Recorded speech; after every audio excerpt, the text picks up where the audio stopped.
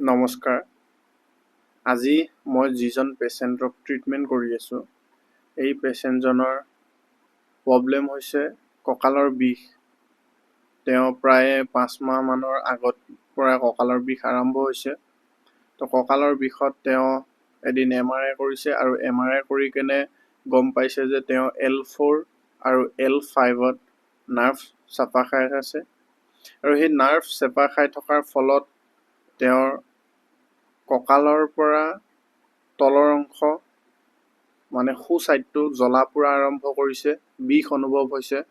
তেওঁ বহিলে মানে হঠাতে উঠিব নোৱাৰে বা খোজকাঢ়ি বেছি দূৰ যাব নোৱাৰে। তো এনেধৰণৰ সমস্যাবিলাক তেওঁ দেখা দিছে লাহে লাহে। তো আমাৰ ওচৰত তেওঁ আগতে আহিছিল ট্ৰিটমেণ্ট কৰিব, তো এতিয়া আকৌ আহিছে। তো মই বৰ্তমান তেওঁক কাটি বাষ্টি কৰি আছোঁ। তো প্ৰায় এসপ্তাহমানৰ এটা কোৰ্চ হ'ব। তো এই যিখন মই MRI দেখাইছোঁ, তেওঁ এই L4 আৰু L5ত দেখিব পাৰিছে কেনেধৰণৰ সমস্যা দেখা দিছে।